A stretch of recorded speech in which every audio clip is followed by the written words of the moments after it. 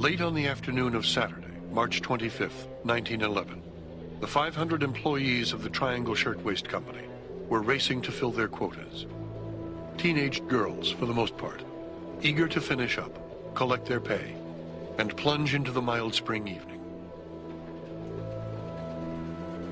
Around 4:45 p.m., with just 15 minutes left in the workday, someone on the 8th floor must have dropped a match or burning cigarette into the heaps of discarded fabric that littered the shop floor.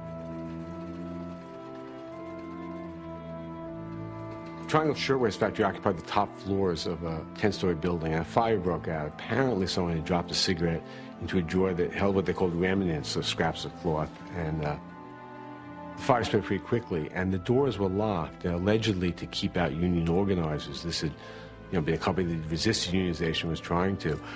So with this rapidly spreading fire, there was really very little way to get out. And the result was a horrible carnage.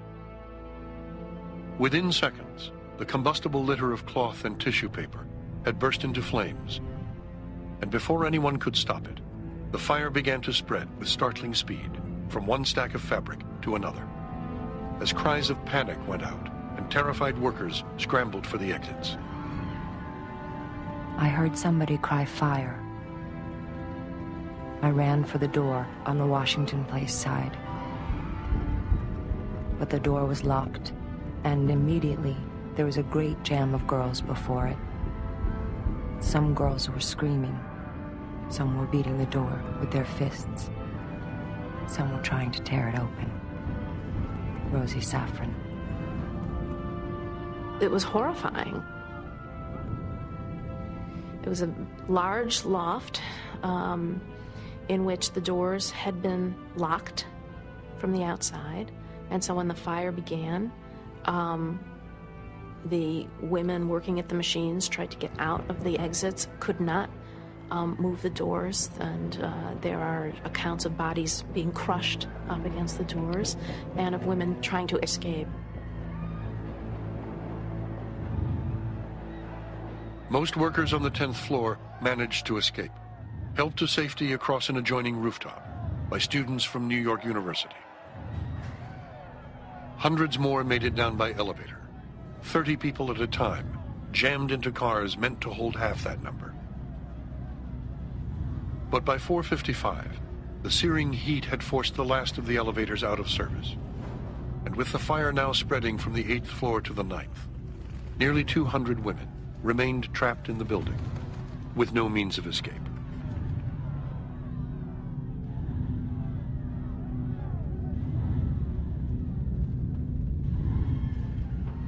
On the 8th floor, workers tried bravely to stop the fire, but the flames were too quick, and the water pressure in the fire hoses failed them.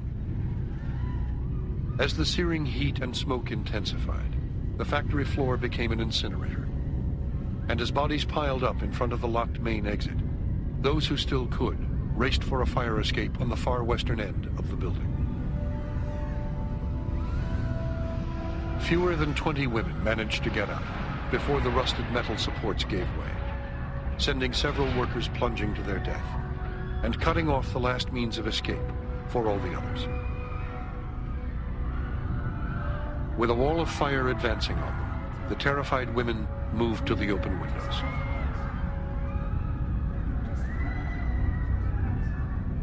The girls behind us were screaming and crying.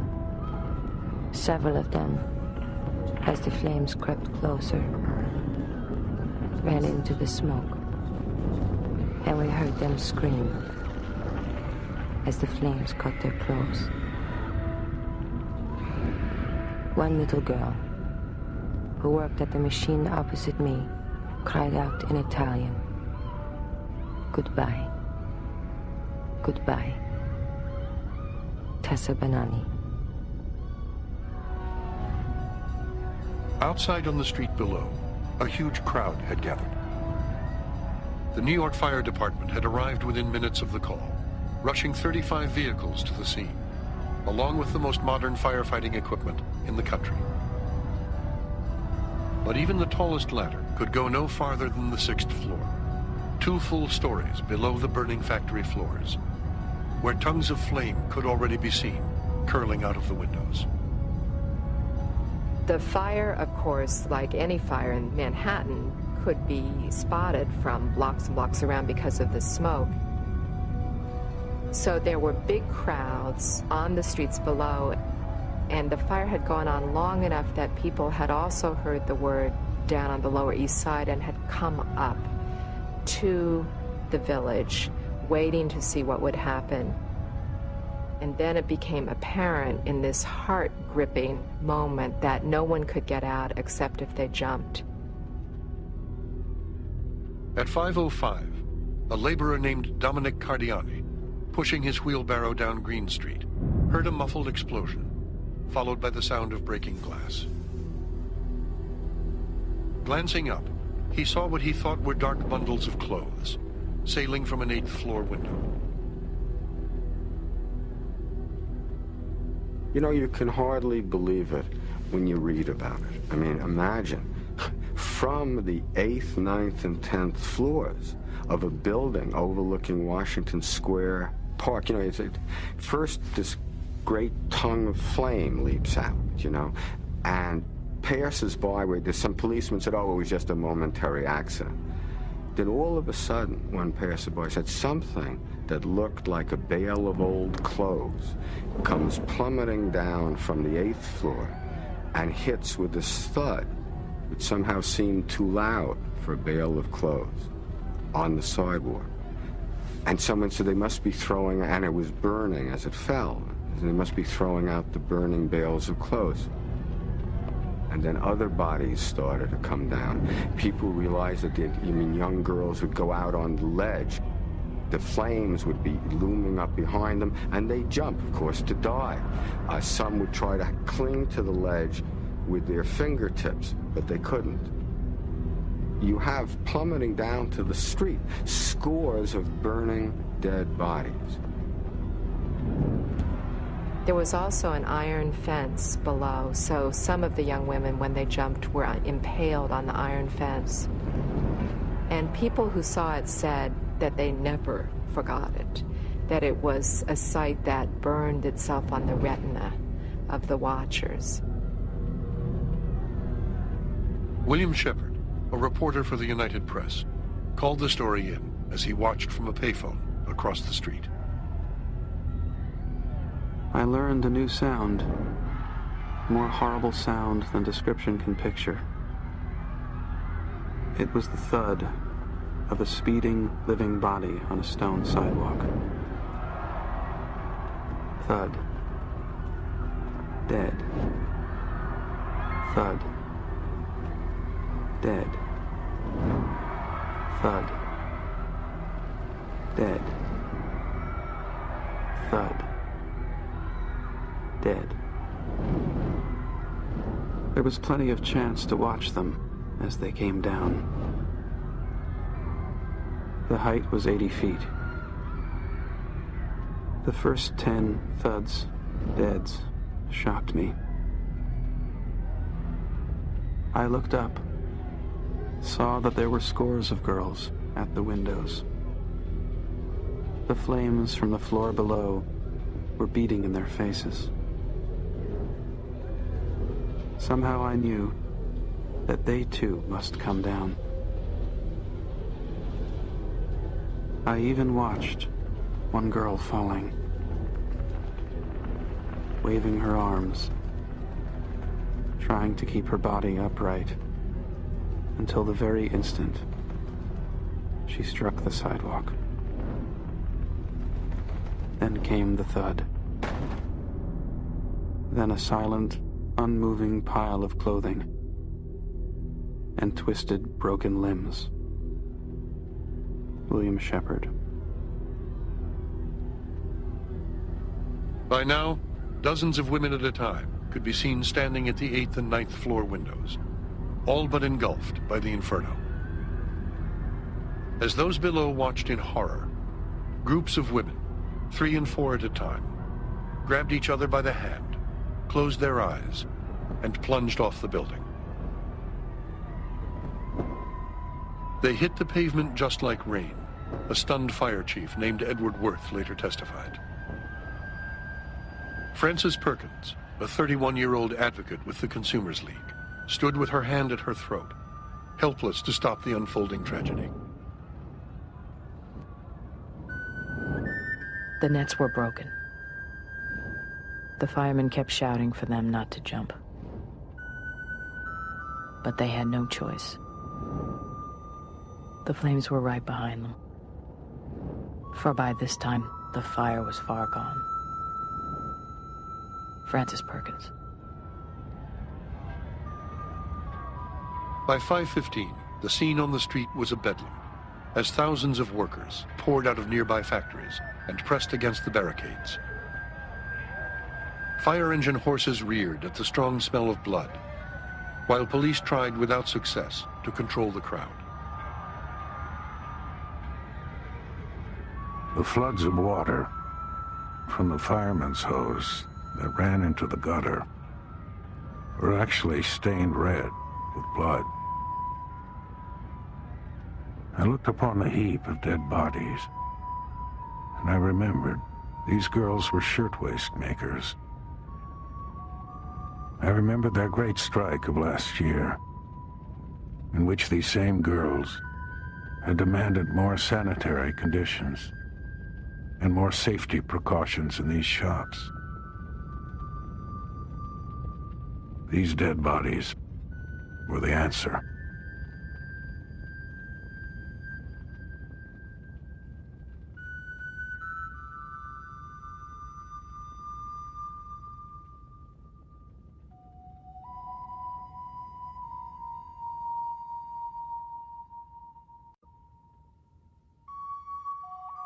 It was over in less than half an hour.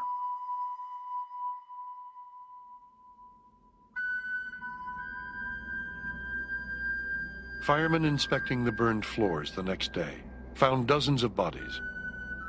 Charred, headless trunks, some still bent over the sewing machines. Among the remains, the inspectors found 11 engagement rings.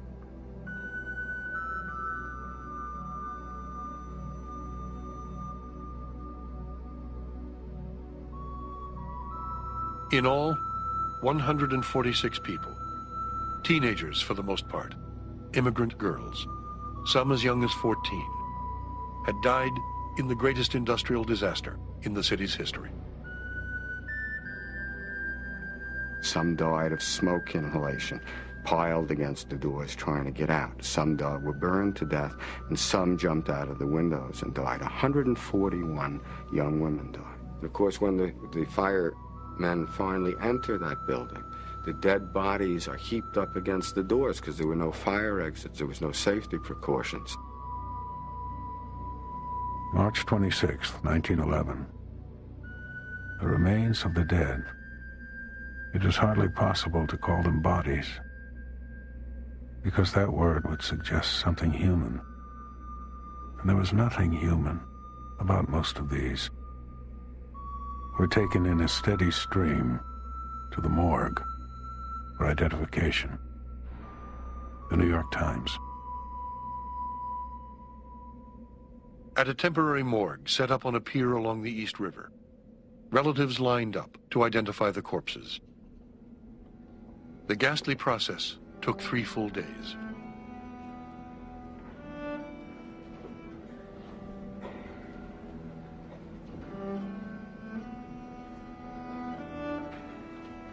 Seven bodies were so badly burned, they could not be identified. And on April 5th, 1911, a mass funeral was held for the unknown victims.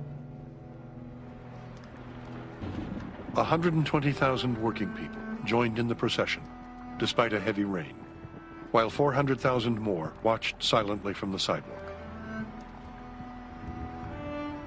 A mass emotion of sorrow and despair was felt everywhere that day.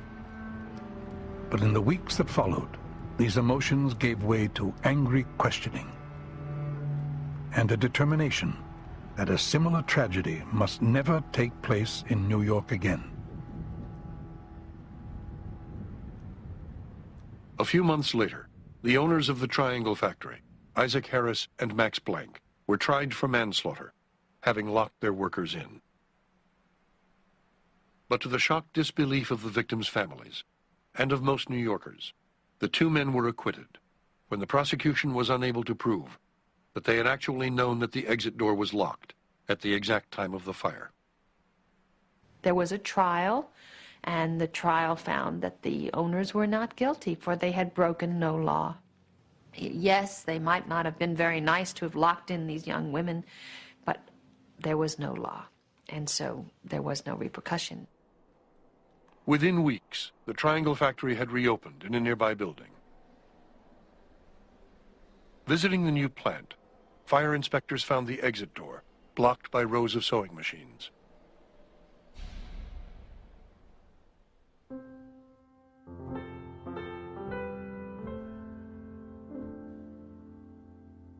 But now, something extraordinary began to occur. From the ashes of the Triangle Shirtwaist factory fire would begin to arise one of the most dramatic and far-reaching political transformations in American history.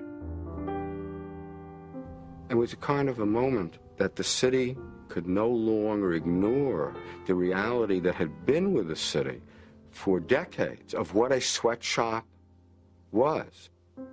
The whole city felt involved in those bodies that were thudding to the pavement. I mean, you couldn't say they don't relate to us. The impact of this one fire, the horror of the bodies, the number of the dead, had an impact that transformed. It was a turning point in the fight for social welfare legislation in New York.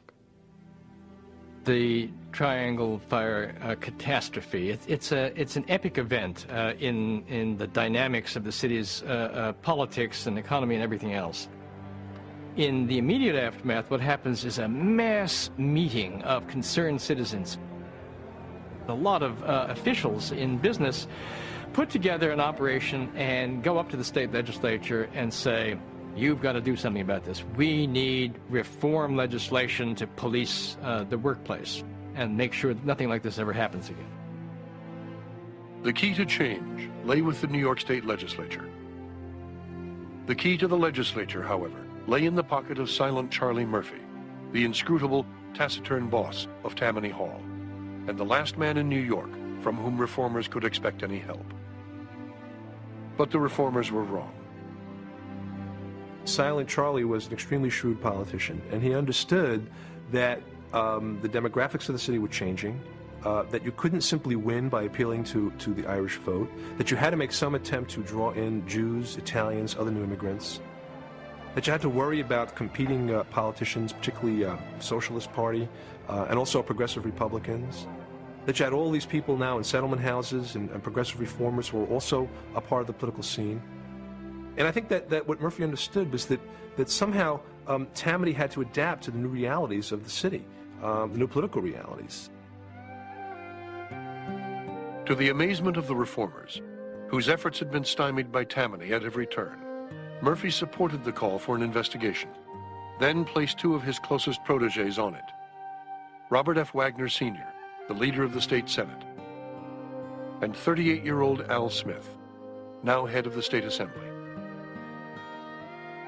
The grueling 4-year-long factory investigation that ensued would make Smith's career and change forever life in New York. Week after week, month after month, the Factory Commission ground on, taking testimony from fire inspectors, sanitation experts, health officials, and labor leaders. Calling in its first year alone more than 200 witnesses, then launching an unprecedented statewide tour of factories, beginning with New York. This Factory Commission started to tour the state. And the reformers couldn't help noticing that no matter how hard the trip was, everyone would miss one trip or another. Al Smith never missed a trip. They couldn't help noticing his face when they would go to these factories and they'd see these rooms without a window in which mothers with their children worked 7 days a week. They remembered going to one factory where the owner assured him he had no children working, and then someone pointed them to an elevator, and he had put all the children in an elevator and put it between floors so nobody would see them. Then it came time for the Factory Commission to write its laws. And Smith sat at the table. He was very conscious of his lack of education. And he said, you make the recommendations, I'll fight for them. And it was a very wonderful and dramatic thing. The reformers had gone up to Albany for years and had never gotten these proposals for child labor laws, for women's labor laws, for wages and hours laws, for factory compensation, for disability compensation passed. Now they sat up there in the galleries of the assembly, and down there on the floor was this man they despised, fighting for them and getting these things through. And for the years to come after that, Al Smith was the weapon of reform in New York. He was the red-faced, loud-voiced, paunchy Tammany henchman who got through the dreams of social welfare reforms for which reformers had been dreaming now ever since the beginning of the Industrial Revolution. The resulting flood of legislation, one man later said, was nothing less than epoch-making. Landmark laws affecting not only fire protection, but every aspect of factory life. Plant owners would now be required to provide enclosed staircases, fire sprinklers, and adequate lighting, ventilation, and washrooms. Dangerous machinery would be regulated by law. Women would not be allowed to work more than 54 hours a week. Children under 14 would not be allowed to work in factories at all. And the logjam is broken. And what you get in 1913 is a flood of progressive legislation. At the heartland of it all is indeed safety regulations. But there's a tremendous raft of new laws, and Wagner and Smith are at the heartland of this. They introduce something like 60 bills, of which 56 get passed. And the political center of gravity of the city and the state, as a consequence, is profoundly shifted. Business interests were outraged. To own a factory in New York is now a calamity, the leaders of the real estate board declared. But nothing could stop the momentum of the campaign Al Smith was now leading, with almost evangelical fervor, to use the power of the state to change people's lives. In other words, politics is not simply now about helping people out when they're in need, or giving them the coal to get through the winter, or helping them get a job when they're unemployed. It's now about using the power of the state government to really get at some of the underlying problems of city life.